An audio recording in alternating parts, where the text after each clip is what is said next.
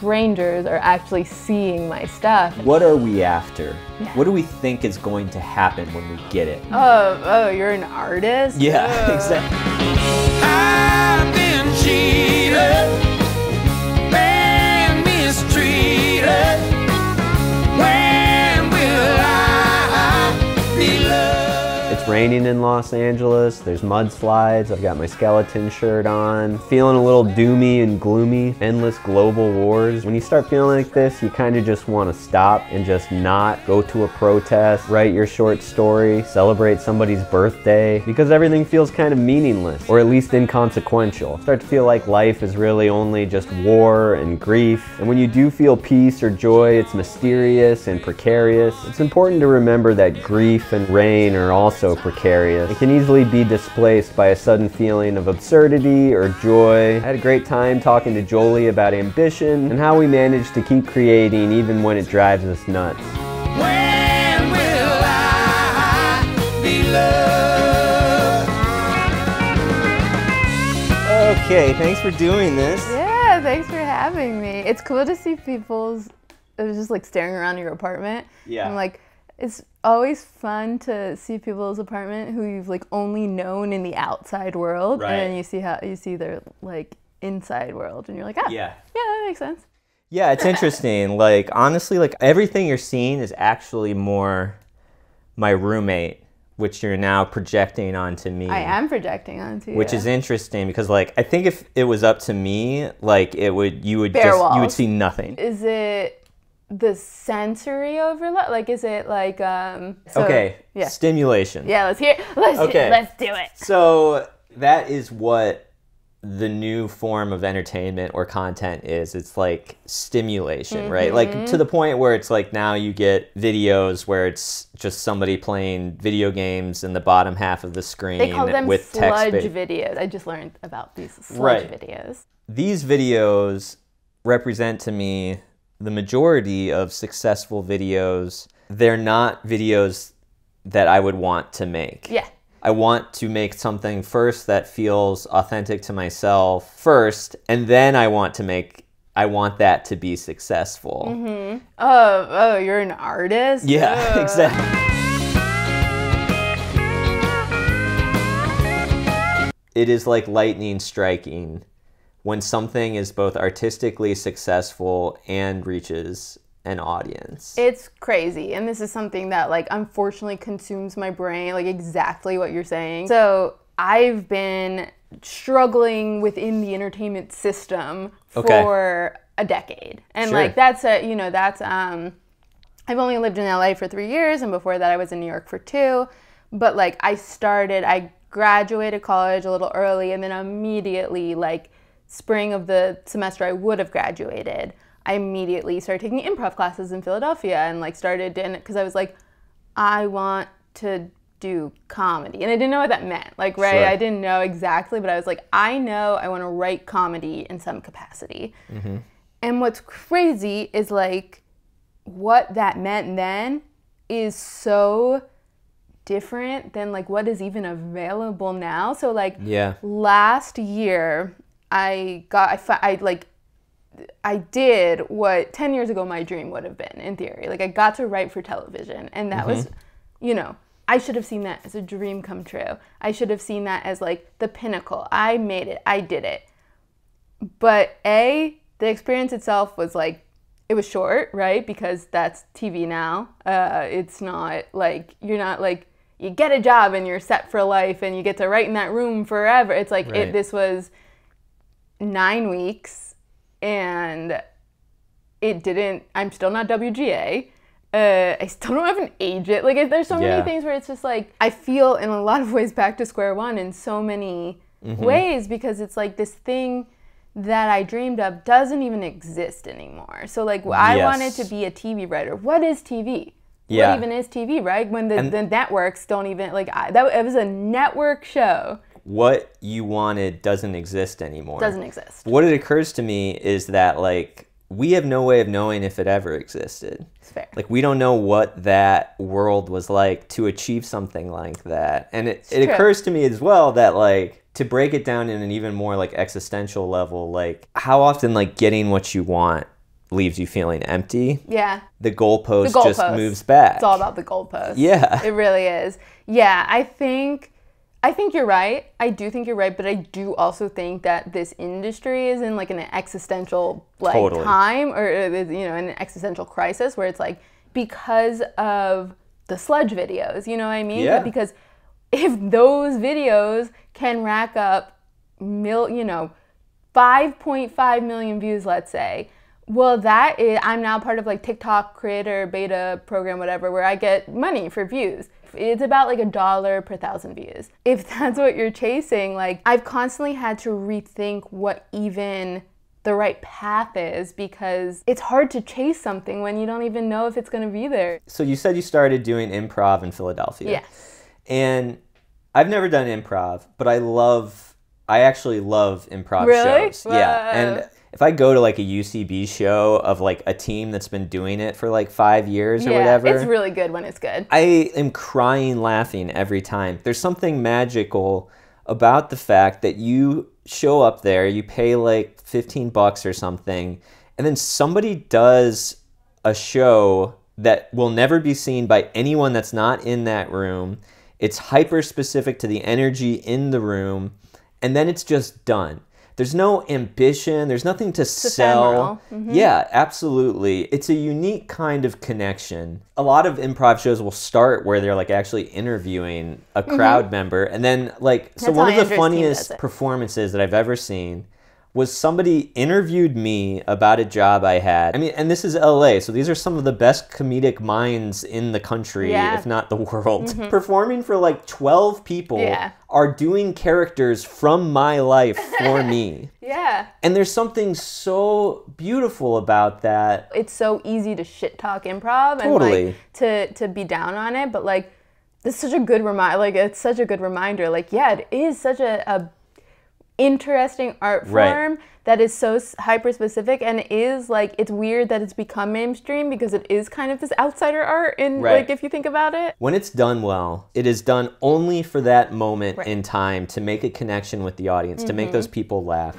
Art at its purest form has sort of a circular teleology. It is its own reward.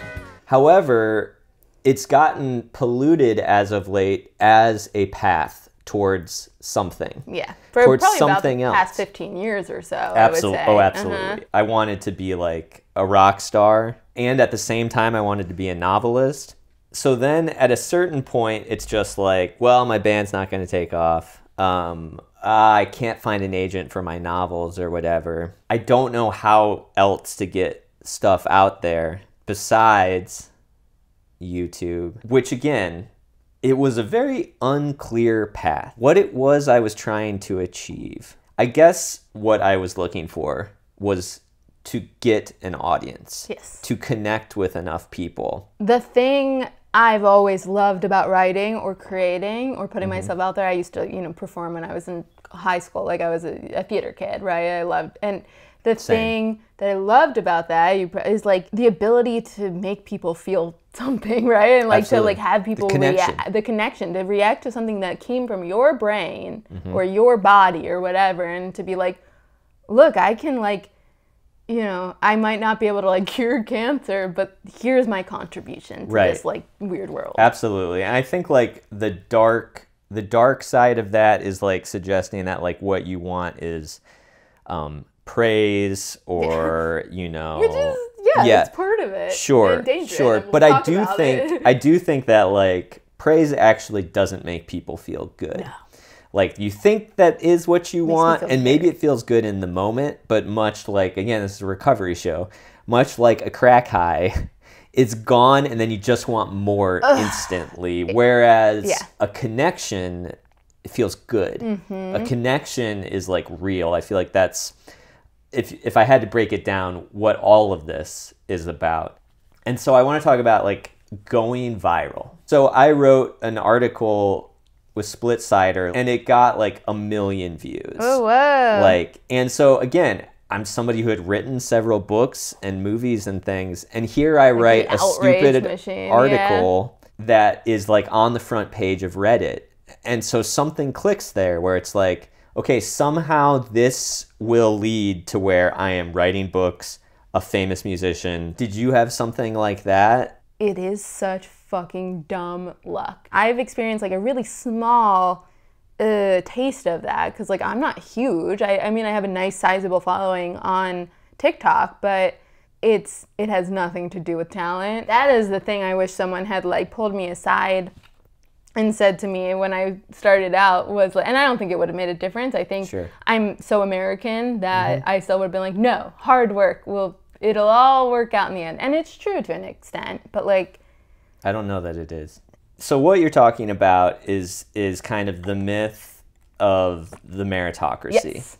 Which is something we all accept in the industry as it was. Yes. The old cliches, the adages, it's not what you know, but who you know. I was doing a twice-a-week comedy show online during the pandemic, and through that, I made a friend who was another streamer, and she loved the show, and like we just became friends through the internet, as we all do, and she was like, you have to be on TikTok. So I was like, okay, fine. I'll go on TikTok. I posted a couple dumb videos and then I reposted a video. And this was 7 days after I got on TikTok. Ultimately wound up with like 100K views or something. And I wound up with like 7,000 followers the first week. And I was like, oh my God. Like this is crazy. This is the first time strangers are actually seeing my stuff. And then it was crazy to like get the validation of like, this was a video I loved and thought was one of the funniest things I ever made, and met some people online. And one of the people I met was a producer for a YouTube channel out here who we became friendly, and he was like, we're hiring a producer. Do you want to come out to LA and be a producer? And I was like, yeah. I would hear stories like that going viral, and it was leading to industry jobs. This was kind of like a path. It's not that I want this to be my life, like my day to day.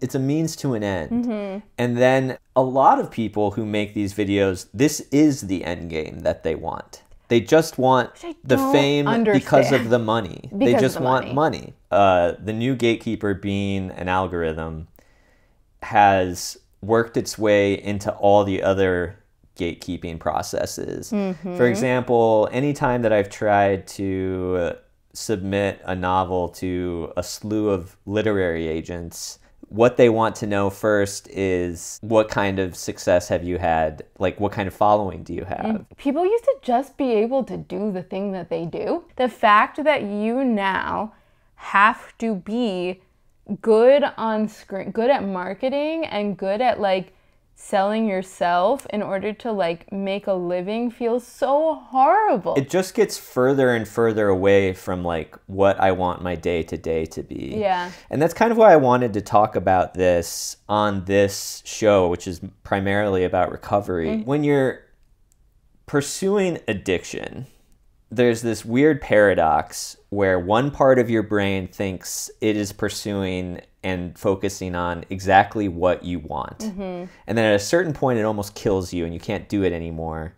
And then you find out, oh my God, that thing I was obsessed with that I thought was the primary reason to live is not. In fact, it's the opposite. And I find that I've had like similar experiences, not just with the pursuit of views and likes, though that is a primary cause of existential dread. Sure.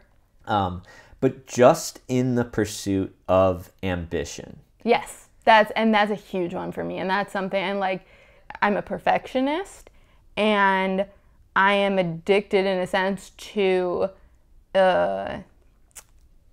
working, achievement. Yeah, to achievement, to working. On one end, it's like, oh, that's a badge of success, right? Because in America, in Western society, it's like hard work is like, that's such an asset, right? Yeah. But I have like almost eaten myself whole. In 2016, January of 2016, me and my best friend booked a flight. We booked a trip to Cuba. And I remember as soon as I booked the ticket, crying my eyes out and just like having so much anxiety because knowing I'd have to leave the grind. Yes. And I was like, what if I'm forgotten about? The week I'm away, the 10 days I'm away or whatever, I'm not going to be working. It's like a heroin addict leaving the stash behind and being like, I'm going to have to truly. withdraw. It's going to be awful. But what's so amazing, and I was just thinking about this yesterday because it was so beautiful out in LA, and I went and took like a long walk, and I was like, when I get away, I am so quickly able to drop all of the everyday life stuff and just be present in a way that I cannot do when I'm in my own home. I fairly recently like really identified ambition as a kind of drug almost. So like I lost 2 people really close to me in 2022. So I made a movie almost instantly. I mean, I'd already had the plan, and then they both died within 3 weeks of each other. And I'm a sober person, so it's like I can't lose myself in drugs and alcohol again. I already knew that wasn't going to fill me up. Sure. And so, How long have you been sober? Almost 8 years. Wow, congrats. Thank you. And so I, without really being conscious of what I was doing, threw myself into making a feature-length film. Yeah. Something I'd always wanted to do. I'd already had the plan to do it, written several scripts, worked on it endlessly. You know, I wrote it, directed it, starred in it, edited it, composed and recorded the music for it. Like, just did it for a year. And when it was done... Ooh, did you have a breakdown? Not right away. So what happened was, and this is what I'm trying to kind of get at here with this, is this idea of like, what are we after? Yeah. What do we think is going to happen when we get it? And with that experience, at first I was like, oh no, this is done. And then I was like, well, you know what? It hasn't been seen by anybody. You know, I'm going to send it to like film festivals and stuff. And it didn't get into festivals. It got rejected, you know. And then I still didn't have a breakdown. I almost did. So I don't feel filled up by this achievement. I do not feel like successful or anything. And that is the issue. So what do I need to do? I need to make another movie. And so I immediately started calling all the same people that had worked on this movie for free. I started, you know, researching like better cameras, trying to figure out where I could get money to do it. I was just going to do another feature-length film. I'm in the middle of making a feature-length doc. It's a hard. thing. It's a thing. Very hard. And that's when I broke down. When I complete a big project, I have about 2 months of just absolute breakdown. What do you think that breakdown is? It is, I'll tell you exactly what it is, because something I realized recently is I have like mini versions of that when I perform live, which is you are so, and I hyperfocus. This is a thing. I have ADHD, and like that is something I can recognize about myself, is like I'm getting better at recognizing when I'm in hyperfocus, but I'm not as good at, I'm not that good at stepping away from it, because it feels good. It feels really good to be hyperfocused on something, because you're not thinking of anything else. You're Fully just present. thinking. So present, so flow. It's the release, right? It's and the emptiness afterwards. So you put all of your meaning into this one thing, and then all of the sudden you have nothing, and it's over. So what does that mean? If you put all of your meaning and all of your attention into one thing and then it ends, what's that mean about the rest of your life? To me, it means there's no meaning left. Such a high to achieve something, to complete a work of art, to perform, to achieve some connection with an audience, that there is an inevitable come down. It's a drop. It's like, right? Isn't that what the term they refer to it at, like a drop? Like how a lot of times with like sex, you need like aftercare, like with your partner, because it's like you have this emotional high, and then you need to like come down off of it. Right. You can come to terms with that feeling, or you can maniacally decide to do it again immediately. Yeah. Because like after I broke down with the movie and decided I couldn't make another feature-length movie right away, and needed to just focus on like smaller projects and just like read more and just like learn how to be okay with the world and myself as it is.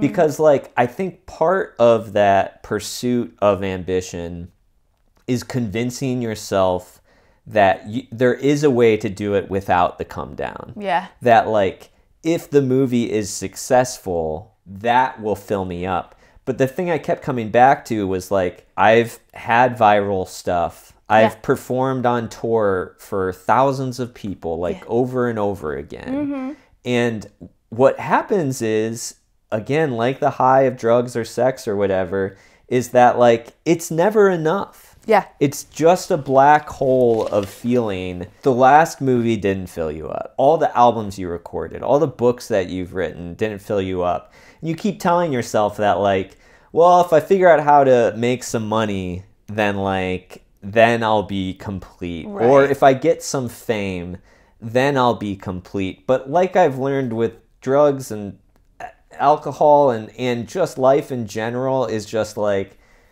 when you have money and you're famous, then the next thing isn't successful. Like there's Right. always a second novel. Yeah. You know what I mean? And then you have to compete with yourself. And then you're back in the exact same thing, because like one of my favorite books is Blood Meridian, and it was Cormac McCarthy's, I think, like 4th or 5th novel. And he had just won the McCarthy Genius Grant or whatever. And so he wrote what I think is one of the best novels ever. It came out and it sold less than 2,000 copies in the first year, which is a poor showing for a YouTube video. Yeah. That's the thing I try to remind myself, is that like, look, you just make esoteric things. It might not ever catch on, and it might. And either way, you're not going to be really that much dramatically happier or complacent no matter what. Yeah. This is why it's important, I think, as a creative, to make shit you love. You know, I've been reading Bird by Bird. I'm going to paraphrase what she said, which is like, write what you love, because if it gets released and it sucks or it isn't successful, at least you spent time working on something you loved. Yes. And that's something I am like rediscovering right now. So I had now that like my videos on TikTok are monetized, like videos over a minute, it's like 1,000, every 1,000 views I get $1. And so I was like, you know what? I'm just gonna try and bang out a bunch of these like really easy kind of clickbaity sort of videos, or like front facing things I can do so quickly To make some money. And every video I've made like that has flopped. It tends to happen that the weirder things that I find funny will do better. Yeah. But if they don't, I'll keep those videos up that don't do well that I still think are funny, because I think they're funny. And if no one sees it, it's fine. Just that concept of nobody. Yeah. It's so funny because it's like, you know, this video is not going to get many views. What? You know? You promised me. I'm sorry. I've been cheated. That was part of the starting this show, was it was just like, look, I'm tired of trying and failing at getting views. It's not like I ever tried that hard. I'm not making sludge videos or anything. But it was just like, you know what? Instead of caring how many views it gets, why not make something that like I would be very happy if 20 people looked at it and got something out of it. Some of the best music shows that I've ever played were like for 40 people or 20 people that were just great experiences, and you can see the actual connection in people's eyes, or like making 20 people laugh is a profound experience, you know? And it's so easy for us to be like, you know, if it doesn't get like thousands of views or whatever, then it's like, well, nobody saw it. Yeah, right. No, isn't which is it such crazy? a funny, you know. If 1,000 people see a video of mine, I'm like, it didn't do well. It's like, if 1,000 people showed up to a show of mine, I'd be like, that was the craziest show of my life. Absolutely. You're chasing the dragon of the most amount of views or whatever you get. And like in a live show, it's the same thing. Like I think the most we've ever played for, and everything is terrible, is like 600 people at a time. Yeah.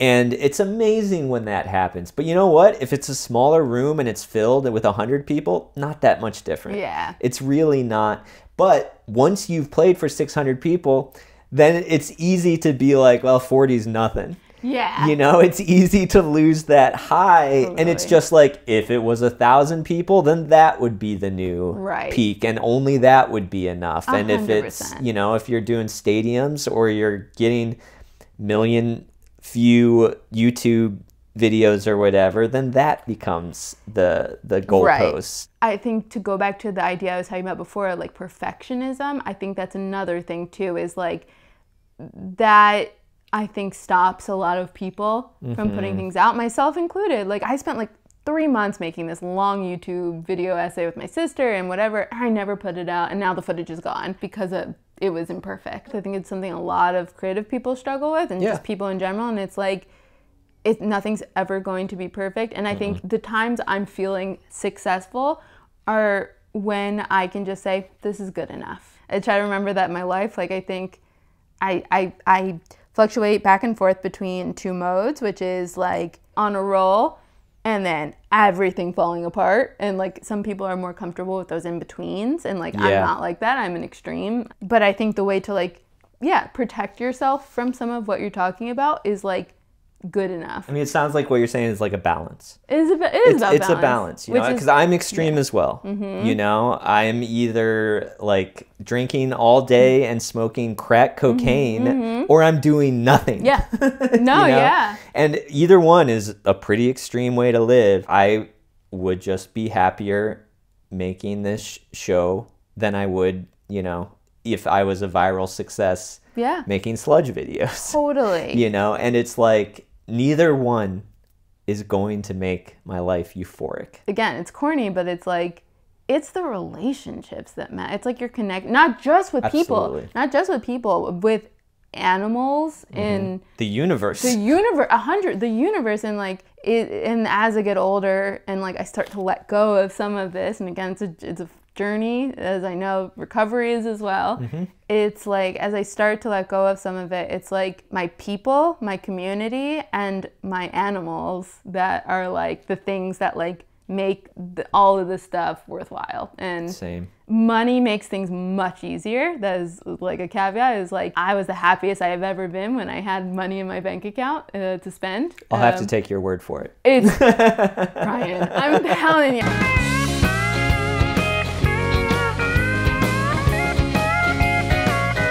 Well, I think that's a great way to end. Yeah. Thanks for doing this. Yeah, thanks for having me.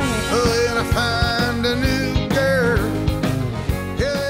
What a nice conversation. I'm still wearing my skeleton shirt, but my laundry's almost done, and so I'll abandon my Halloween costume of despair, climb into a hot shower, and go back to work on some esoteric creative project that will make me and a few other people kind of happy for a little bit. Thanks again, Jolie, for doing this, and thanks for watching. when will I be loved?